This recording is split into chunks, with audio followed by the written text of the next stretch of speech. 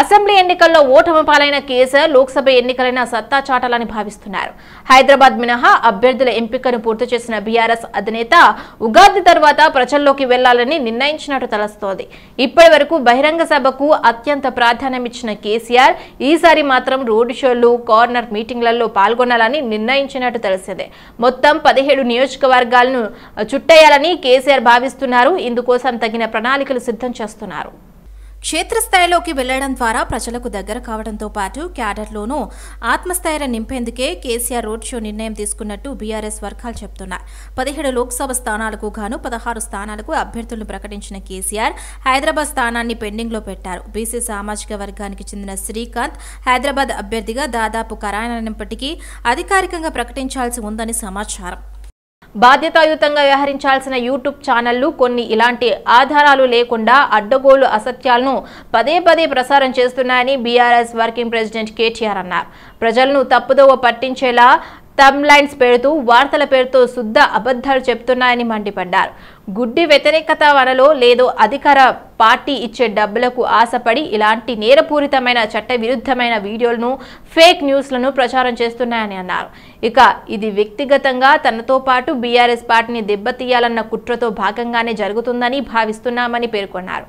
కేవలం ప్రజలను అయోమయానికి గురిచేసి తప్పుదోవ పట్టించేందుకు చేస్తున్న చర్యగా భావిస్తున్నామని తెలిపారు. గతంలో తమపై అసత్య ప్రచారాలకు అవాస్తవాలను ప్రచురించిన మీడియా సంస్థ పైన కూడా న్యాయపరమైన చర్యలు ప్రారంభించామని కేటీఆర్ తెలిపారు. ప్రస్తుతం కొన్ని యూట్యూబ్ ఛానల్స్ చేస్తున్న ఈ దుర్మార్గపూరిత, కుట్రాపూరిత చర్యలను చట్టబద్ధంగా ఎదుర్కొంటామని తెలిపారు. అసత్యాలను అదే పనిగా ప్రచారం చేసి అడ్డమైన తమ్లైన్స్తో వార్తల పేరిట ప్రలోభాలకు పాల్పడుతున్న యూట్యూబ్ ఛానళ్లపై పరువు నష్టం కేసు నమోదు చేయడంతో పాటు క్రిమినల్ చర్యలు తీసుకుంటామని హెచ్చరించారు. దీంతో పాటు ఆయా యూట్యూబ్ ఛానళ్లను నిషేధించాలని యూట్యూబ్కి అధికారికంగా ఫిర్యాదు చేస్తామని చెప్పారు. ఇప్పటికైనా తమ తీరు మార్చుకోవాలని విజ్ఞప్తి చేస్తూనే కుట్రాపూరితంగా వ్యవహారం నడిపే యూట్యూబ్ ఛానళ్లకు చట్టపరంగా తగిన శిక్షను సిద్ధంగా ఉండాలని హెచ్చరించారు. కరీంనగర్లోని సెయింట్ జాన్ స్కూల్ వద్ద ఎన్నికల ప్రచారంలో భాగంగా బండి సంజయ్ ఆటో డ్రైవర్లను కలిశారు. వారితో కలిసి ఛాయ్ తాగుతూ వారి సమస్యలు అడిగి తెలుసుకున్నారు. ఈ సందర్భంగా మహిళలకు ఆర్టీసీ ఉచిత ప్రయాణం కల్పించడంతో తమకు గిరాకీ లేకుండా పోయిందని ఆటో డ్రైవర్లు ఆవేదన వ్యక్తం చేశారు. కనీసం ఇన్సూరెన్స్ కూడా చెల్లించే పరిస్థితి లేదన్నారు. ఒకవైపు ట్రాఫిక్ పోలీసులు వేధింపులు కూడా ఎక్కువయ్యాయని వాపోయారు. రాబోయే 2 నెలల పాటు స్కూళ్లు కూడా ఉండవని, తమకు ఇల్లు కూడా కష్టమయ్యే పరిస్థితి ఉందని పేర్కొన్నారు. ఈ సందర్భంగా బండి సంజయ్ మహిళలకు ఆర్టీసీ ఉచిత ప్రయాణం మంచిదే, అదే సమయంలో ఆటో డ్రైవర్లకు ఉద్దేశించి కూడా ఆదుకోవాల్సిన బాధ్యత ప్రభుత్వంపై ఉందన్నారు. ఉపాధికి ఇబ్బంది లేకుండా అవసరమైన చర్యలు తీసుకోవాల్సిన అవసరం ఉంది అని అభిప్రాయపడ్డారు. బాధపడాల్సిన అవసరం లేదని, ఈ విషయాన్ని ప్రభుత్వం దృష్టికి తీసుకెళ్లి ఆటో డ్రైవర్లు పడుతున్న ఇబ్బందులను తొలగించేందుకు కృషి చేస్తానని భరోసా ఇచ్చారు. కాంగ్రెస్ ప్రభుత్వానికి మాజీ మంత్రి మల్కాజ్గిరి పార్లమెంట్ బీజేపీ అభ్యర్థి ఈటెల రాజేందర్ సంచలన సవాల్ విసిరారు. కాంగ్రెస్ అసెంబ్లీ ఎన్నికల్లో ఇచ్చిన 2 లక్షల రైతు రుణమాఫీని ఒకేసారి అమలు చేస్తే రాజకీయాల నుండి తప్పుకుంటానని ఛాలెంజ్ చేశారు. దీనిపై ఎక్కడైనా చర్చకు సిద్ధమని ప్రకటించారు. గత బీఆర్ఎస్ ప్రభుత్వమే మహిళలకు 2000 పెన్షన్ సరిగ్గా ఇవ్వలేకపోయిందని, ఒక్కో నెల అసలు పెన్షన్ ఇవ్వలేదన్నారు. అలాంటిది మహిళలకు నెలకు 2500 పెన్షన్ ఇస్తామని అమలు చేయలేని హామీలతో రేవంత్ రెడ్డి ప్రభుత్వం ప్రజలను మోసం చేస్తుందని మండిపడ్డారు. కాంగ్రెస్ అధికారంలోకి వచ్చిన 3 నెలల్లో 2500 పెన్షన్ ఇచ్చిందా అని ప్రశ్నించారు. 44 లక్షల మందికి పెన్షన్ ఇవ్వడానికే 12,000 కోట్లు కావాలి. మరి 1,50,00,000 మందికి 2,500 రూపాయలు చెప్పడం ఇవ్వడం సాధ్యమవుతుందా? ఇంపాసిబుల్. నేను ఆర్థిక మంత్రిగా పనిచేసినా కావచ్చు, నాకు తెలివి లేకపోవచ్చు, కానీ నాకే అర్థమైతే లేదు, మరి నీకు సామాన్యుడికి ఎట్లా అర్థమవుతుందా? మళ్ళీ అక్కడ అసెంబ్లీ మాత్రం వైట్ పేపర్ ప్రకటించారు. ఏంటిది? ఈ రాష్ట్రం దివాలా తీసింది, మేము అన్నీ ఇద్దామనుకున్నాం కానీ కష్టమవుతుంది, ఒక ఫ్రీ బస్సు మాత్రం ఇచ్చిండ్రు, 100 కోట్లు 200 కోట్లు ఇచ్చిండ్రు, మిగతాది ఇచ్చినట్టు నటించి ఏదో కాగితాలు తీసుకున్నాను, అది రేపు ఎన్నికల తర్వాత తెలుసు. అంటే ఇక్కడ ఇష్యూ సెంట్రల్ స్పాన్సర్ స్కీమ్స్ లేదా పిఎంజిఎస్వై రోడ్లు ఇట్లాంటివి ఉంటాయి తప్ప ఏమి ఉండవు. గ్రాంట్స్ ఉంటాయి, అవి ఉంటాయి తప్ప ఉండవు. ఒక్క పైసా కూడా ఇక్కడ. ఒకవేళ ఇస్తే ఎఫ్ఆర్బిఎం రుణాలని 3% ఉన్న రుణాన్ని 3.5% దయతలిసి అయ్యో దివాదీష్టం ఇస్తే తప్ప విరలేదు. మనం అనుకుంటాం మీకు జీతం వస్తుంది 50,000 రూపాయలు, ఎంత చెట్టుకో అంతే కావాలంటారు. ఇల్లు కిరాయికి ఇంత, కరెంటు బిల్లుకి ఇంత, నల్ల బిల్లుకి ఇంత, పిల్లల ఫీజులకి ఇంత, ఏదైనా అపార్ట్మెంట్ కొనుక్కుంటే దానికి ఇన్స్టాల్మెంట్కి ఇంత పోతే అల్లి కలిసి సున్నా ఒకవేళ జీతం రాకపోతే ఈఎంఐ కూడా టైం కట్టకపోతే బ్యాంక్ అకౌంట్ ఆగమైపోతుంది. పేరుకి 50,000 రూపాయల జీతం, 2 లక్షల రూపాయలు కూడా గట్టిగా ఉంటుంది కథ, 5 లక్షల కూడా గట్టి కథ ఉంటుంది. ఇక్కడ కూడా ప్రభుత్వాలకి మీకు తెలుసు రాబడి ఎంత ఉందో కాన్స్టెంట్గా పోబడికి అంతే ఉంటుంది. మిగులు ఏమైనా ఉంటే గింటే 5,000 కోట్లు 10,000 కోట్లు గదాంతో సోపు చేయాలి. మరి 5,000 కోట్లు 10,000 కోట్లతో సోపు చేయాల్సిన ఈ రాష్ట్రంలో ఇలా లక్షల కోట్ల రూపాయలు హామీలు ఇచ్చి అమలు అవుతుందా? ఇవాళ ఏమంటాడు ఆయన, ఇవి అమలు కావాలంటే మాకు ఒకటి ఏమంటాడు, ఎత్తిగా ఆగమైపోతుంది. బీఆర్ఎస్ కాంగ్రెస్ పాలనకు తేడా కనిపించట్లేదని బీజేపీ మెదక్ ఎంపీ అభ్యర్థి రఘునందన్ రావు విమర్శించారు. మెదక్ జిల్లా నిజాంపేట మండల కేంద్రంలో బూత్ అధ్యక్షుల సమావేశంలో ఆయన మాట్లాడారు. బీఆర్ఎస్ ప్రభుత్వం 1,00,000 రుణమాఫీ 10 ఏళ్ల పాటు చెల్లించలేదని, 100 రోజుల్లో ఆ హామీని నెరవేరుస్తామని చెప్పిన కాంగ్రెస్ మాట తప్పిందని విమర్శించారు. రాష్ట్రానికి నిధులు రావాలంటే బీజేపీ ఎంపీలను గెలిపించాలని కోరారు. మెదక్లో బీఆర్ఎస్ కు స్థానికులు దొరకటం లేదా? కరీంనగర్ నుంచి హరీష్ రావును తీసుకొచ్చి ఇక్కడ రుద్దారు. ఆయన చాలదన్నట్లు ఇప్పుడు వెంకట్రామిరెడ్డిని తీసుకొచ్చారు. వెంకట్రామిరెడ్డిది ఏ జిల్లా ఏ ఊరో ఆయనకే తెలియదు. కలెక్టర్గా ప్రజలను దోచుకున్నారు. అయితే ఇప్పుడు ఆ డబ్బు ఖర్చు పెట్టి గెలవాలని చూస్తున్నారు. ఆయనకు ఇతరులు దోషించడం తప్ప తెలిసిందేమీ లేదు అని అన్నారు. ముఖ్యమంత్రి రేవంత్ రెడ్డి 90 రోజుల్లో 9,000 కోట్లు అప్పులు చేశారు. కేంద్ర ప్రభుత్వం దయ తలిస్తేనే ఉద్యోగులకు జీతాలు ఇచ్చే పరిస్థితి నెలకొంది. సీఎం 17 ఎంపీ సీట్లు గెలిపిస్తే ఢిల్లీ పోయి డబ్బులు తీసుకొస్తా అంటున్నారు. ఎక్కడి నుంచి తీసుకొస్తారో చెప్పాలి. కాంగ్రెస్ కు ఓటు వేస్తే భవిష్యత్తు కనిపించడం లేదు. తెలంగాణలో ఆ పార్టీకి ఓట్లే పడితే నిజాంపేట చెరువులో మునిగినట్లే. దేశంలో 3వ సారి నరేంద్ర మోదీని ప్రధాని చేయాలి అని రఘునందన్ రావు అన్నారు. రోడ్డుకి ఆయన్నే, మోరికి ఆయన్నే, కుల సంఘానికి ఆయన్నే, దేనికైనా ఆయనే కొబ్బరికాయ కొడుతున్నాడు. సిద్దిపేట ఎమ్మెల్యే ఎవడు అంటే హరీష్ రావు. ఏడు హరీష్ రావు అంటే వస్తలేడు సిద్దిపేటకి. నిన్నటి దాకా నువ్వేం చేసినావు, ఇలా వాళ్ళు కూడా అదే చేస్తురు కదా. చేయాలా వద్దా? వస్తుంది కొద్ది రోజులు ఉంటే కోడలు కూడా కొద్ది రోజులు వస్తుందా రాదా? వస్తుందా రాదా? వాడు 10 ఏళ్ళు చేసి నాశనం చేస్తే వీళ్ళు 100 రోజులు కాగానే నాశనం చేసుకుని మొదలుపెట్టి సారి చెప్తున్నాడు ఇక నేను గేట్లు తీస్తున్నా అంటున్నాడు. గేట్లు తీసి అవతలకి వెళ్ళి ఇటు వస్తారో రారో నాకు తెలియదు. కానీ 764లో ఎందరు అడ్డు పోతారో చూసుకోమని చెప్పాలి మనం. కాంగ్రెస్ ఆయన పోతారా పోరా? మరి దేశంలో ఎక్కడ లేని కాంగ్రెస్ మన ఒక మెదక్ ఎంపీ గెలిచిరు అనుకో, ఏమన్నా వస్తుందా? ఏం చేస్తాడు ఆయన కూడా పోయి 2 పోల్ట్రీ ఫార్మ్లు ఉంటే 3 పోల్ట్రీ ఫార్మ్ చేసుకుంటాడు, 2 కంపెనీలు ఉంటే 3 కంపెనీలు చేసుకుంటాడు, పైరోలు చేసుకుంటాడు. మీరంతా బాగా చదువుతున్నారు తమ్మి. మీరే మా వారసులు, మీరే నరేంద్ర మోడీ, మీరే అమిత్ షాలు, మీరే యోగి ఆదిత్యనాథ్. ఒకటి ఆలోచించారు, ఈ 100 రోజులలో ఢిల్లీకు ఆయన తెలుసారా? ఏం చెప్పలే ఈ మాట.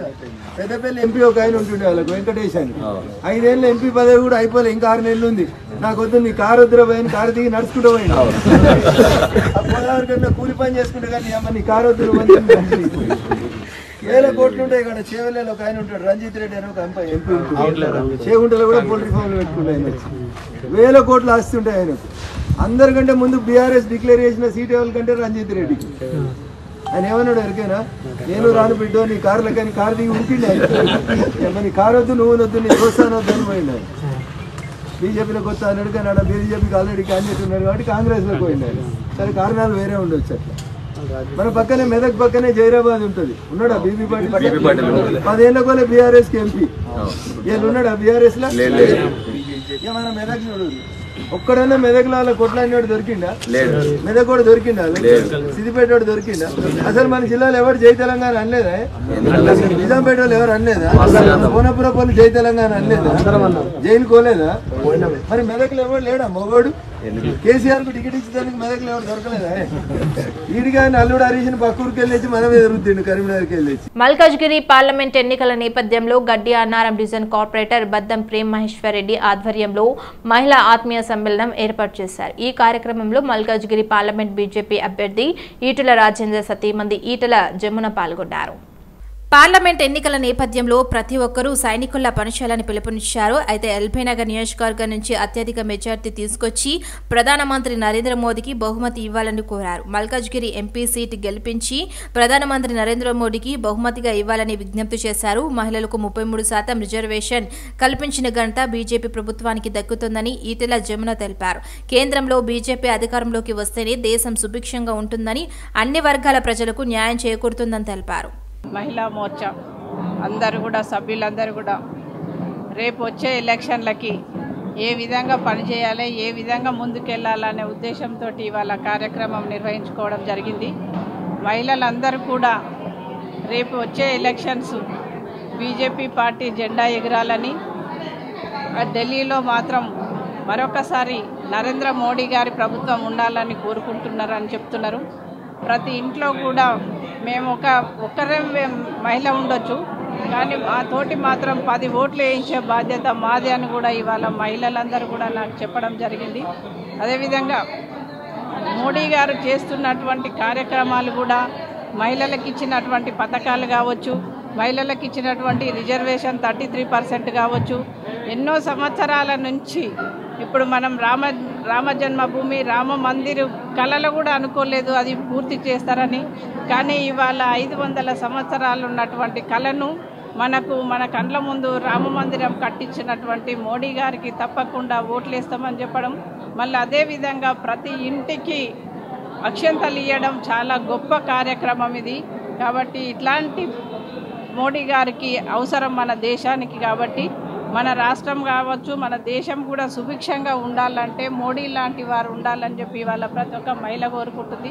ఒక మహిళలే కాదు, చదువుకున్న వాళ్ళు అదే కోరుకుంటున్నారు, చదువు రాని వాళ్ళు కూడా అదే కోరుకుంటున్నారు. ఇవాళ మహిళల యొక్క ఆత్మీయ సమావేశం నిర్వహించడం జరిగింది. రానున్న ఎన్నికల దృష్ట్యా అభ్యర్థి పెద్దలు శ్రీ ఈటల రాజేందర్ గారి సతీమణి జమునమ్మ గారు ఈరోజు ఈ యొక్క మహిళలతో ఆత్మీయ సమావేశానికి విచ్చేయడం జరిగింది.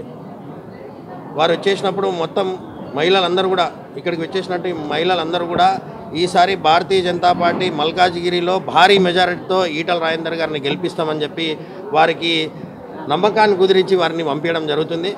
నడుం బిగించి ఒక్కొక్కరం 100 ఓట్లు 1000 ఓట్లు ఒక్కొక్కరం కూడా అందరం కూడా ప్రయత్నం చేస్తాము. నరేంద్ర మోడీ గారి నాయకత్వాన్ని బలపరుస్తామని చెప్పి ఇక్కడ ఈటల రాజేందర్ గారిని బహుమతిగా మల్కాజ్గిరి పార్లమెంట్ని బహుమతిగా అబ్కీ బార్ 400 పార్ అనే నినాదాన్ని బలపరుస్తామని చెప్పి గంటపదంగా చెప్పి వారికి ఒక కాన్ఫిడెన్స్ ఇచ్చి పంపించడం జరుగుతుంది.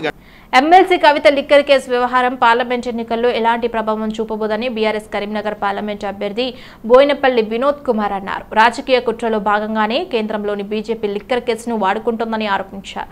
ఎన్నికల సమయంలో అరెస్టులు మంచిది కాదన్నారు. కేసులు పెట్టి రాజకీయంగా అణచివేయాలని చూస్తున్నారని మోదీ ప్రభుత్వాన్ని విమర్శించారు. కేజ్రీవాల్ను విచారణ కోసమే అరెస్ట్ చేశారని చెప్పారు. మేడిగడ్డ ప్రాజెక్టులో పిల్లలు కుంగిన మాట వాస్తవమే, కానీ కేసీఆర్ చెప్పేదే చేశామని L&D సంస్థ అనటం సరికాదని అసహనం వ్యక్తం చేశారు. కేసీఆర్ ఇంజనీరింగ్ కాకపోతే ఆయా ప్రో యాక్టివ్గా ఉంటారని తెలిపారు.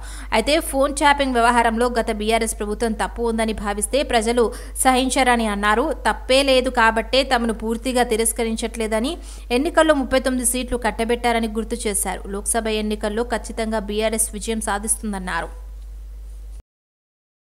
ఫోన్ ట్యాపింగ్ కేసులో మరో కీలక పరిణామం చోటు చేసుకుంది. ఎస్ఐబి మాజీ ఎస్పీ ప్రణీత్ రావు, అదనపు ఎస్పీలు భుజంగారావు, తిరుపతన్నలకు నాంపల్లి కోర్టు 14 రోజుల రిమాండ్ విధించింది. అంతకుముందు వారిద్దరికి గాంధీ హాస్పిటల్లో వైద్య పరీక్షలు నిర్వహించి కోర్టులో హాజరుపరిచారు. ఈ క్రమంలో వీరికి కోర్టు 14 రోజుల రిమాండ్ విధించింది. దీంతో పంజాగుట్ట పోలీసులు వీరిని చెంచల్గూడ జైలుకు తరలించారు. ఇదిలా ఉండగా ఫోన్ ట్యాపింగ్ కేసులో 2 అదనపు ఎస్పీలు భుజంగారావు, తిరుపతన్నలకు శనివారం అర్ధరాత్రి పోలీసులు అరెస్ట్ చేశారు. ఈ వ్యవహారంలో ఇప్పటికే ఎస్ఐబి మాజీ chief Prabhakar Rao, Hyderabad task force అలాగే మాజీ డీసీపీ రాధాకిషన్ రావు, మీడియా అధినేత పాత్ర ఉన్నట్లు గుర్తించారు. ఈ ముగ్గురు ఇప్పటికే దేశం దాటినట్లు వెల్లడి కావడంతో లుక్అవుట్ సర్క్యులర్ జారీ చేశారు. అయితే గత ప్రభుత్వంలో కీలకంగా వ్యవహరించిన కొందరు నేతల కారణంగా ఫోన్ ట్యాపింగ్ జరిగినట్టు సిట్ బృందం భావిస్తోంది.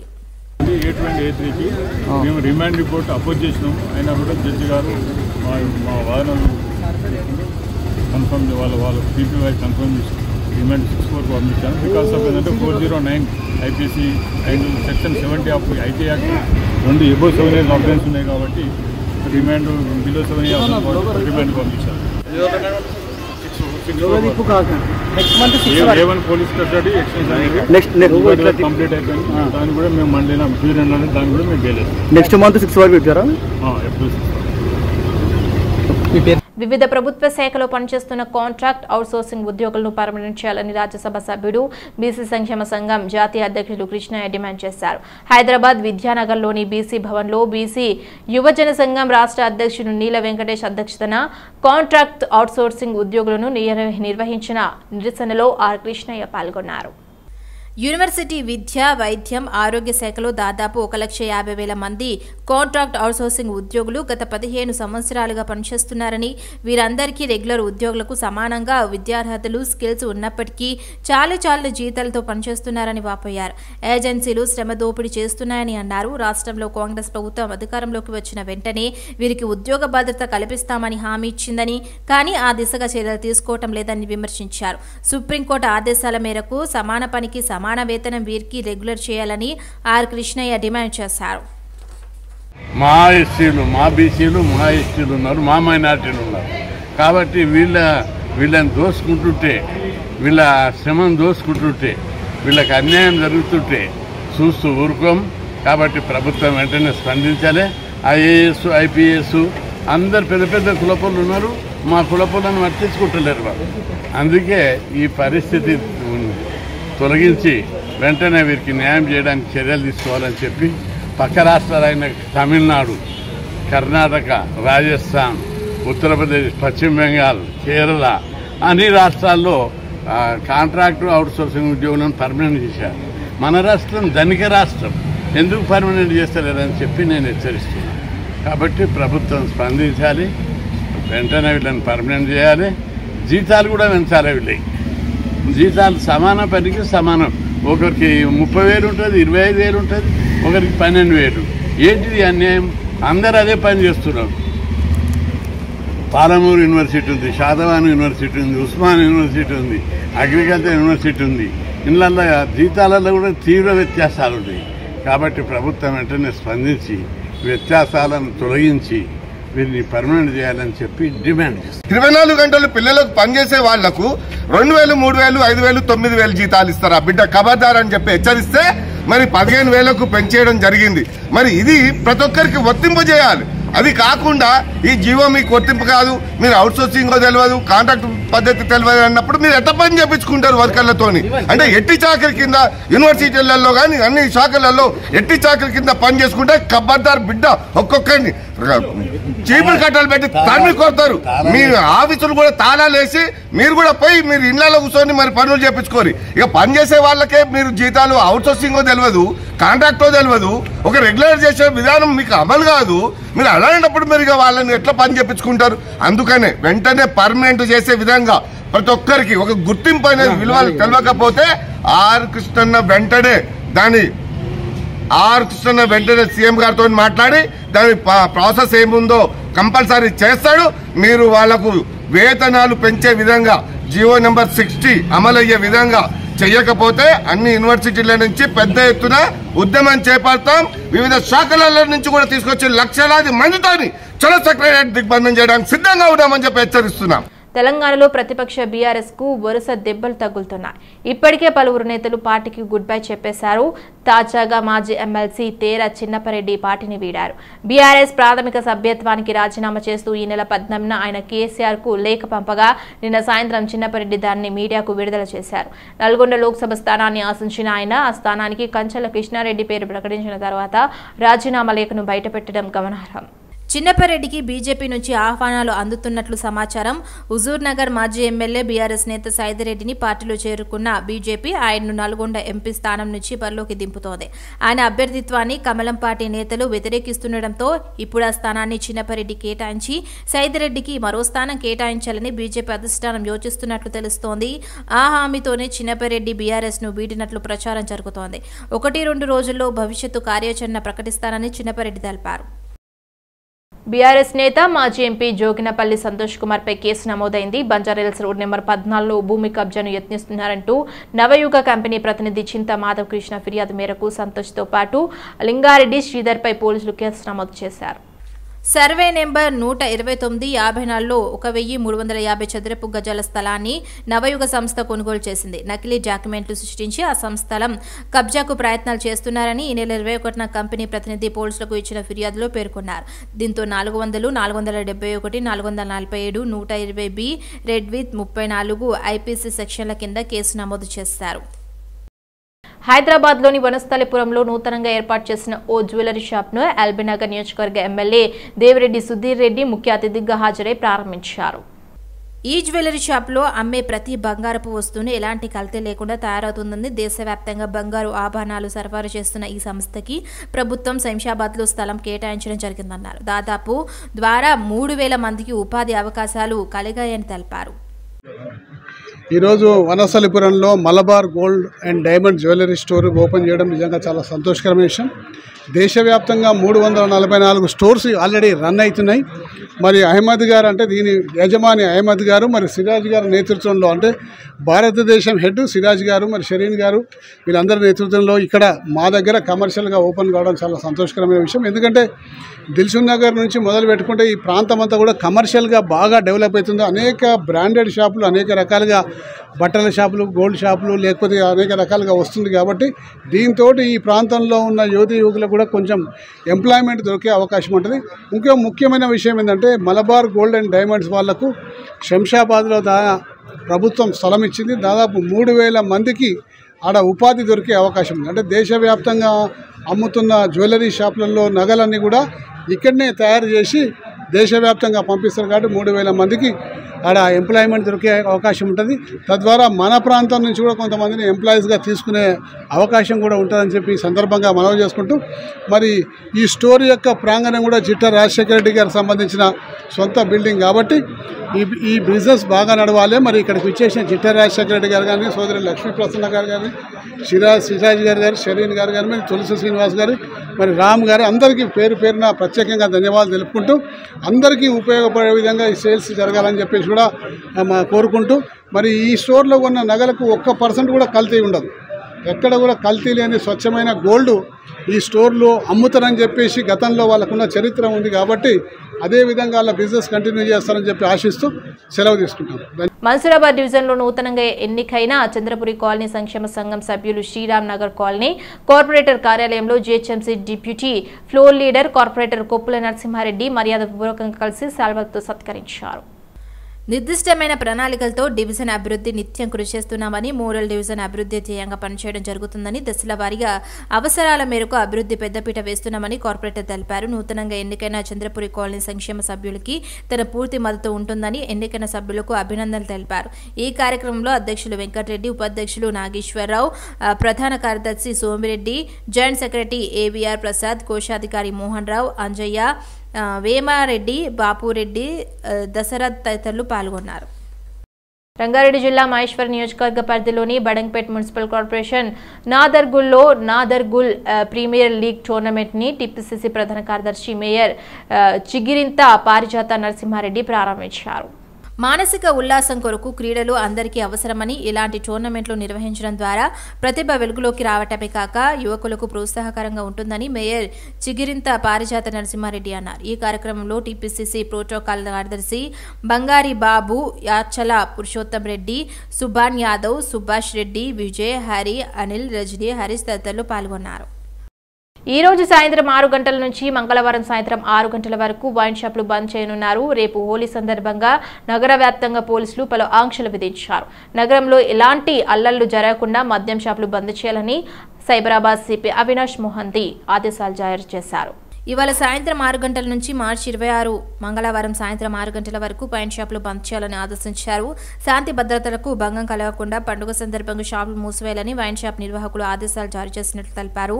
మందు తాగే బహిరంగ ప్రదేశాల్లో గొడవలను సృష్టిస్తే సంబంధిత వ్యక్తులపై కఠిన చర్యలు తీసుకుంటామని హెచ్చరించారు. హోలీ వేడుకల్లో పాల్గొనేవారు ఇతరులకు ఇబ్బంది కలగకుండా చూడాలని, సిటీలో తిరిగే వాహనదారులపై రంగులు చల్లరాదన్నారు.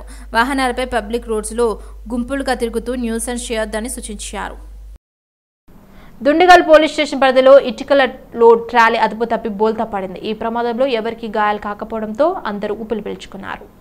దీంతో ట్రాలీ డ్రైవర్ ట్రాలీని వదిలేసి పారిపోయారు. సమాచారం అందుకున్న జీడిమెట్ల ట్రాఫిక్ సిబ్బంది క్రేన్ సాయంతో ట్రాలీని పక్కకు తీసి ట్రాఫిక్ క్లియర్ చేశారు.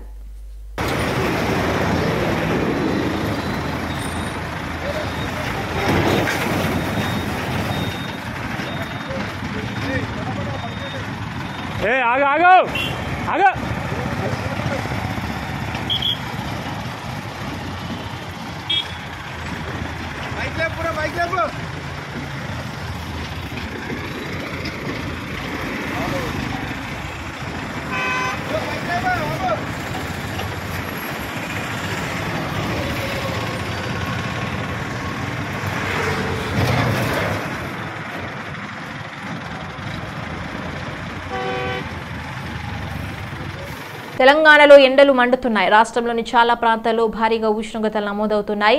21 జిల్లాల్లో 40 డిగ్రీలకు పైగా టెంపరేచర్ రికార్డు కాగా మిగతా జిల్లాల్లో 39 డిగ్రీలకు పైగా నమోదైంది. అత్యధికంగా నల్గొండ జిల్లా బుగ్గబావిగూడ, నిర్మల్ జిల్లాలో 41 డిగ్రీల చొప్పున టెంపరేచర్లు రికార్డు అయ్యాయి.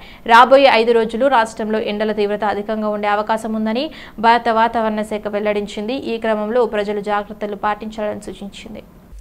రానున్న 5 రోజులు ప్రస్తుత రికార్డ్ అవుతున్న టెంపరేచర్ల కంటే 2 నుంచి 3 డిగ్రీలు పెరిగే అవకాశం ఉందని తెలిపింది. ఎండలపై ఇప్పటికే అన్ని జిల్లాలకు ఎల్లో అలర్ట్ జారీ చేశామని తెలిపింది. అయితే హైదరాబాద్లోనూ వచ్చే 5 రోజులు ఎండల ప్రభావం తీవ్రంగా ఉంటుందని చెప్పింది. అయితే ఉదయం పూట మాత్రం పొగమంచు పరిస్థితులు ఉంటాయని వాతావరణ శాఖ తెలిపింది. ఏప్రిల్లో టెంపరేచర్లు మరింత పెరిగే ప్రమాదం ఉందని ఇటీవల హీట్ ట్రెండ్స్ ఫర్ హోలీ పేరిట క్లైమేట్ సెంట్రల్ అనే సంస్థ వెల్లడించింది.